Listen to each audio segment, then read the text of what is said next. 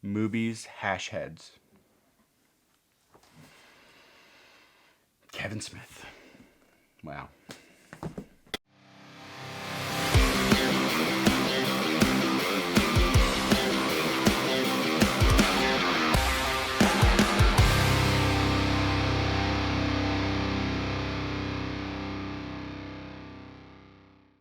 What's going on, everybody? Welcome to the channel. Welcome to yet another video. Now, it's been a little over a week since I posted a video, and that was because I got sick. I actually thought that I had COVID there for a minute until I got my results back. Turns out, just the flu. So, like most people do around this time of year, we just filed our income tax. And we went through a company that allows us to get up to $3,500 back up front. So we went ahead and did that. We qualified for it and we received the $3,500 up front. With that, I had this great idea. I want to upgrade my camera. But what do I upgrade to? There were so many choices out there. There was the Sony a7 IV, the a7 III even, the Canon 90D, the Nikon. For me, just Canon works the best for what I do. So I went out and I purchased this thing, this bad boy. This is the Canon EOS R. Now, I'm not gonna sit here and do a review like a lot of channels have already done. This camera came out in 2018, so there's been plenty of reviews online that you can see. So if you wanna know more about this camera, I'd suggest you check out somebody else's channel that does an actual review. I've had this camera for approximately 27 hours. And during that 27 hours, I've fallen in love with this thing. What I am going to say is that just after messing around with the settings, holding this thing up to my face, taking a few test shots, messing with some of the features that this thing has, I've fallen in love with it. I have my Canon 80D, which I'm shooting this video with right now. I'm gonna continue to get use out of that camera, whether it's for video or if I wanna do like some animals and I want that extra crop, I'm gonna do that. I'm gonna use that camera. The 80D is not a bad camera, and when I'm upgrading, I wasn't upgrading to get a better camera. I was upgrading, honestly, because I plan on doing a lot of client work and I don't want to be out in the field with one camera and something happens with that camera and I'm completely SOL.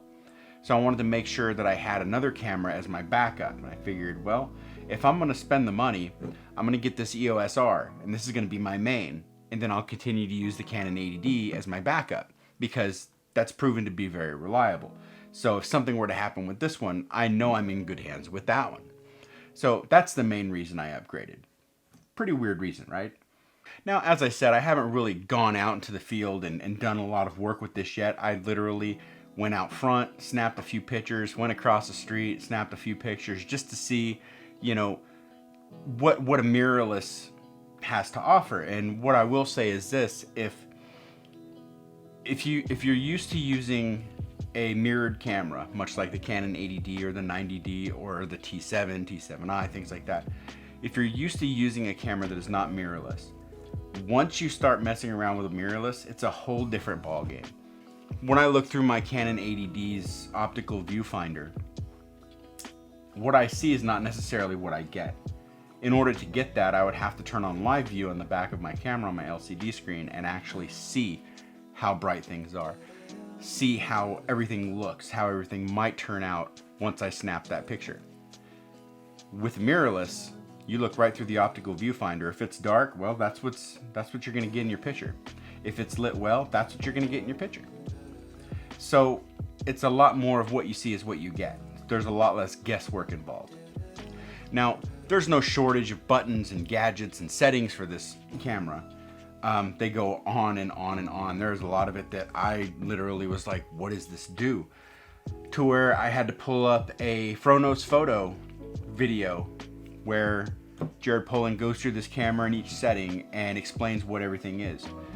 And that was actually pretty useful. So if you haven't checked out Fronos Photo, I'd suggest you check his channel out. It's really informative. He's funny too. And he takes great pictures. I spent probably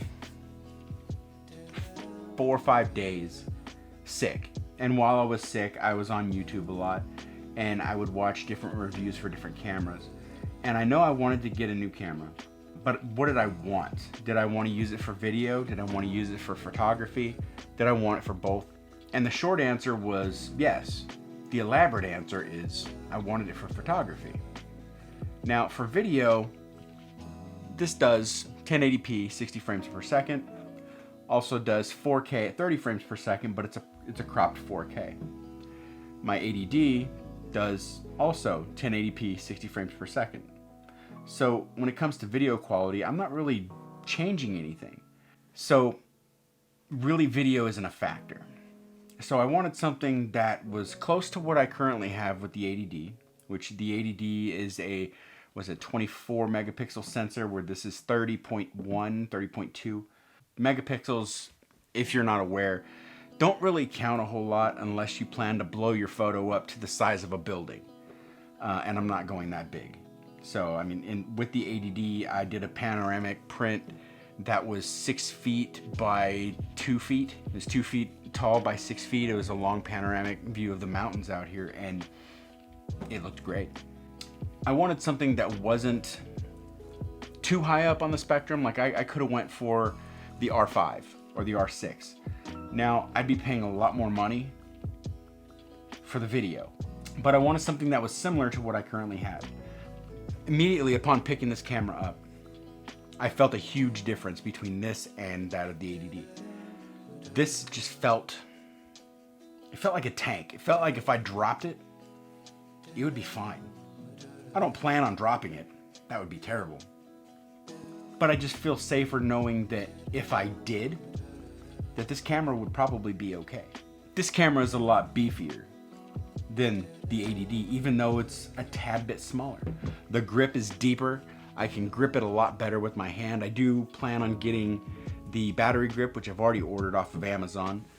Now, one of the major things that I noticed right away is I have this Yongnuo 100mm lens. And the quality of that lens, I've always liked. I always thought it was a good lens. I liked the way it felt. It was solid, and the results that I got from it were great. However, I had a massive issue with it when using that on my ADD. And I believe in the video where I go to the brothel, the POV where I go to the brothel, I mentioned that, I have to, if I want to take a picture with that lens, I have to enable the focus, and a lot of times it won't focus. So I have to focus on something else, then move back over to what I wanted to focus on, and hope that it focused where I wanted it to focus. Upon putting that lens on this camera, I have not had that issue. Now, that's the only lens I've ever had that issue with. I no longer have that issue. When I put it on this camera, the only issue that I ran into was there was this circular banding around the edge of the picture, and I thought, this camera goes into crop mode automatically, so that vignetting shouldn't be there. Well, it turns out it wasn't vignetting, it was banding. It was like a ring or a band, and on the photo itself, the raw photo, that banding wouldn't be there.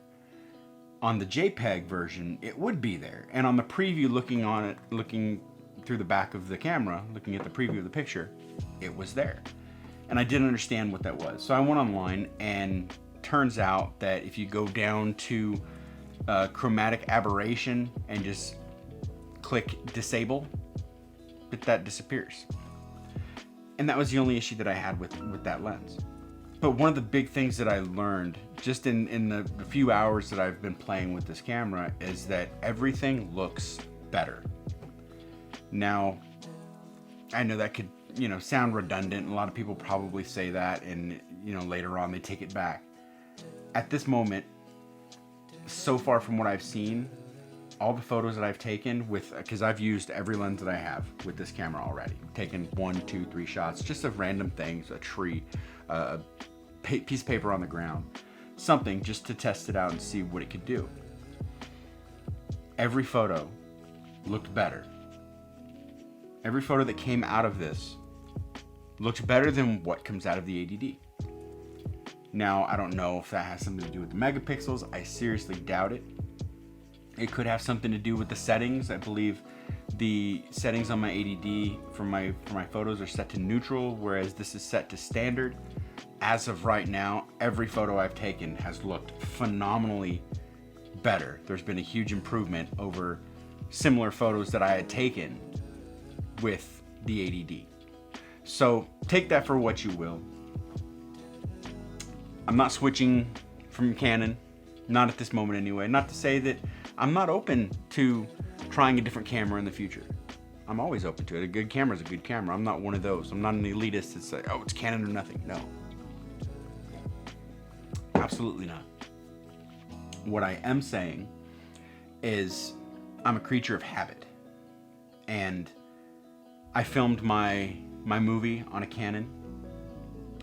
My first pro or semi-pro or prosumer or whatever camera that I purchased was a Canon. And now I've purchased technically this is like my 8th Canon. Because I mean, I have gotten like the Canon PowerShot and then some Canon camcorders and things like that. But I do own some Sony stuff too. But I'm going to have to say that right now, this is probably my very favorite thing in the world that I own. This camera, it's amazing. And I went into this, I called the store, and shout out to Action Camera out of Reno, Nevada. I called up there after looking at their website. Now, I could have ordered this off of Amazon, got it for the same price, free shipping. I had to wait, however long. It took me like 19 days to get my ADD for some reason. It wasn't fulfilled by Amazon, it was fulfilled by somebody else. But it took like 18, 19 days. And I was upset about that because I received everything for that camera prior to receiving the camera itself. So I had to look at things that I couldn't use. It was terrible. But I decided, I'm not going to go that route. I'm going to drive out to Reno, which is an hour from me. And I'm going to see what they have. Now, there's a Best Buy out there. I don't have a Best Buy in my town. Or I would have just went there. That would have been the easier option. Because Canon is setting the price for this. And right now, this camera is on sale for $15.99. And so I was looking at their website. And they had it for that sale price, $15.99. So I decided, you know what? I'm going to call. Because I'd rather get it from an actual camera store, a camera dealer, than a chain store like Best Buy. So I called up there and the guy was extremely helpful.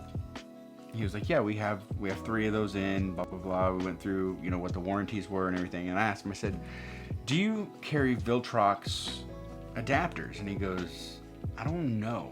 And so he checked. He's like, actually, yeah, I do have one for that mount, the EF to RF adapter. I said, okay, how much is that? He's like, $69. I'm like, holy shit. Amazon, I was going to get the one for, I think it was $56. Now I'm going from 56 to 69. And I'm like, you know what? I'm just going to get it.